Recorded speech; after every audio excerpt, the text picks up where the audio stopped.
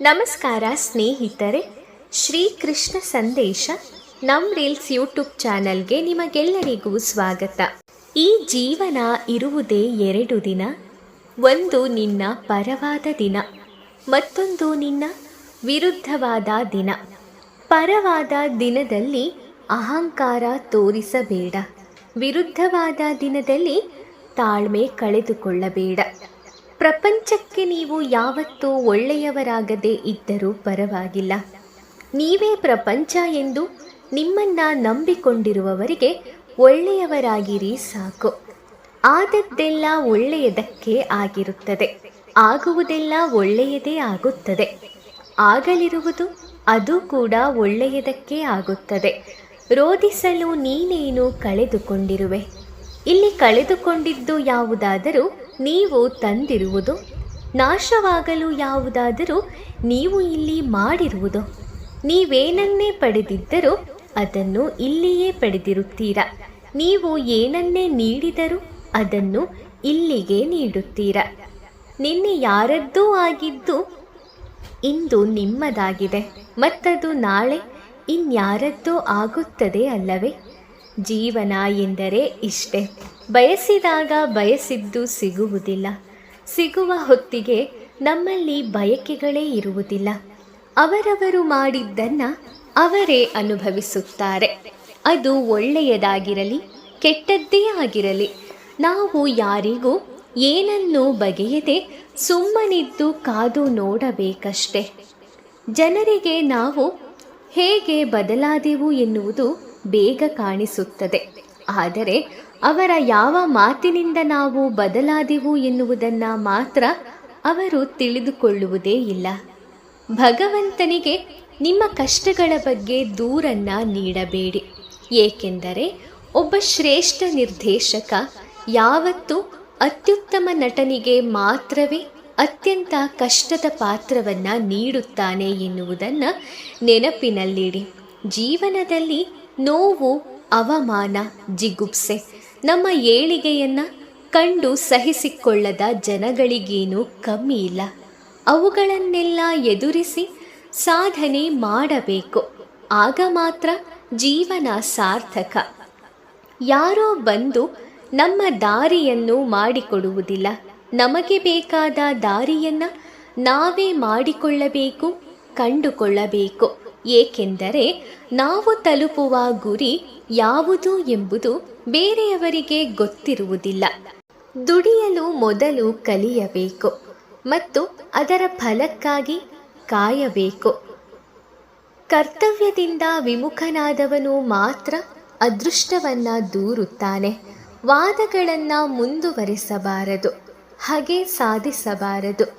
ಇದರಿಂದ ನಮ್ಮ ಹೃದಯ ಭಾರವಾಗುವುದಲ್ಲದೆ ಬೇರೇನೂ ಸಾಧನೆಯಾಗದು.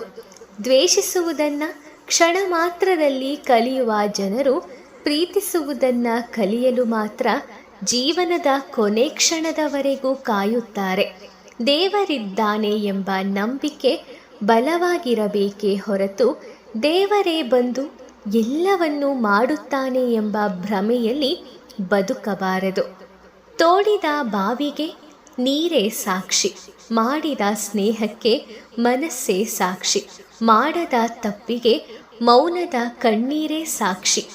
ಚಿಂತೆಗೂ ಚಿತೆಗೂ 0 ಅಷ್ಟೇ ವ್ಯತ್ಯಾಸ. ಆದರೆ ಚಿತೆ ಸತ್ತ ದೇಹವನ್ನು ಸುಟ್ಟರೆ ಚಿಂತೆ ಬದುಕಿರುವ ದೇಹವನ್ನೇ ಸುಡುತ್ತದೆ. ನೀವು ಅಸಲಿಯಾಗಿ ಹುಟ್ಟಿದ್ದೀರಿ, ಬೇರೆಯವರ ನಕಲಾಗಿ ಸಾಯುವುದು ಬೇಡ. ಬಾಳಿನ ದಾರಿಯಲ್ಲಿ ಸೂರ್ಯ ನಿಧಾನವಾಗಿ ಮೇಲೆ ಬರುವಂತೆ ಸಕಾರಾತ್ಮಕ ಆಲೋಚನೆ ಹೊಂದಿದವರು ನಿಧಾನವಾಗಿ ಒಂದೊಂದಾಗಿ ಯಶಸ್ಸಿನ ಮೆಟ್ಟಿಲನ್ನು ಏರುತ್ತಾರೆ.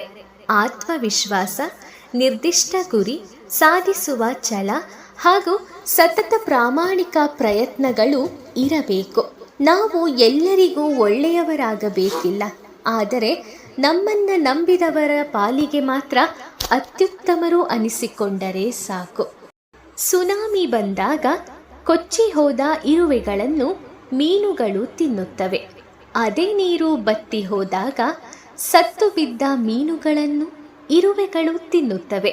ಅವಕಾಶ ಎನ್ನುವುದು ಎಲ್ಲರಿಗೂ ಇರುತ್ತದೆ. ಆ ಸಮಯಕ್ಕೋಸ್ಕರ ಎಲ್ಲರೂ ಸ್ವಲ್ಪ ಸಮಯ ಕಾಯಲೇಬೇಕು. ಆತ್ಮಶಕ್ತಿ ಇರುವವರನ್ನು ಯಾವ ದುಷ್ಟಶಕ್ತಿಯೂ ನಾಶಗೊಳಿಸಲಾಗದು. ಜೀವನದಲ್ಲಿ ತಪ್ಪು ಹೆಜ್ಜೆ ಇಡುವುದು ಸಹಜ. ಬೇಗ ಎಚ್ಚೆತ್ತುಕೊಳ್ಳುವುದು ಬುದ್ಧಿವಂತಿಕೆ. ತಪ್ಪಾದಾಗ ಕೊರಗುವುದಕ್ಕಿಂತ ಮುಂದೆ ತಪ್ಪಾಗದಂತೆ ನಡೆದುಕೊಳ್ಳುವುದೇ ಉತ್ತಮ. ಸೋಲು ಪ್ರತಿ ಬಾರಿಯೂ ಬರುತ್ತದೆ ಅಂತ ಬೇಜಾರಾಗುವುದು ಬೇಡ. ಗೆಲುವು ಒಂದೇ ಸಲ ಬಂದರೂ ಭರ್ಜರಿಯಾಗಿ ಬರುತ್ತದೆ. ಕಾಯುವ ತಾಳ್ಮೆ ಇರಲಿ. ಯಾವ ವ್ಯಕ್ತಿಯು ಕೆಟ್ಟ ದಿನಗಳನ್ನು ತನ್ನ ಜೀವನದಲ್ಲಿ ನೋಡಿರುತ್ತಾನೋ ಅವನು ಎಂದಿಗೂ ಬೇರೆಯವರಿಗೆ ಕೆಟ್ಟದ್ದನ್ನ ಮಾಡಲಾರ. ಬಾಗುವುದರಿಂದ ಸಂಬಂಧಗಳು ಬಾಗಬಹುದು. ಪ್ರತಿ ಬಾರಿ ನೀವೇ ಬಾಗುವುದಾದರೆ ಆ ಸಂಬಂಧಕ್ಕೆ ಯಾವ ಅರ್ಥವೂ ಇರುವುದಿಲ್ಲ. ದುಡಿಮೆಗಾಗಿ ಯಾರ ಹತ್ತಿರ ಬೇಕಾದರೂ ಬೇಡು, ಆದರೆ ನೀನು ಹಸಿದರೂ ಪರವಾಗಿಲ್ಲ. ದುಡ್ಡಿಗಾಗಿ ಯಾರ ಬಳಿಯೂ ಬೇಡ. ಹೆದರಿ ಬದುಕಬೇಕಾಗಿರುವುದು ನಮ್ಮನ್ನು ಸೃಷ್ಟಿ ಮಾಡಿದ ಭಗವಂತನಿಗೆಯೇ ಹೊರತು ಕಣ್ಣಿಗೆ ಕಾಣದೆ ನಮ್ಮ ಬಗ್ಗೆ ಮಾತನಾಡುವ ಜನಗಳಿಗಲ್ಲ.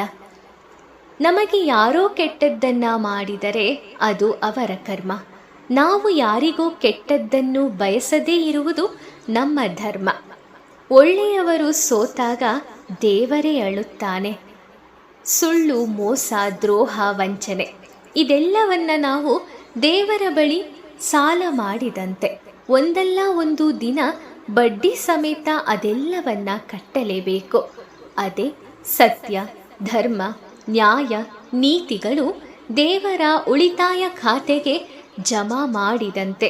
ಕಷ್ಟಕಾಲದಲ್ಲಿ ಅವು ನಮ್ಮ ಸಹಾಯಕ್ಕೆ ಬರುತ್ತವೆ. ದುಃಖದಲ್ಲಿದ್ದಾಗ ಕರೆಯದೆ ಹೋಗಬೇಕು. ಸಂತೋಷಕ್ಕೆ ಕರೆದರೆ ಮಾತ್ರ ಹೋಗಬೇಕು. ಕಷ್ಟಕ್ಕೆ ಕೇಳದೆ ಕೊಡಬೇಕು.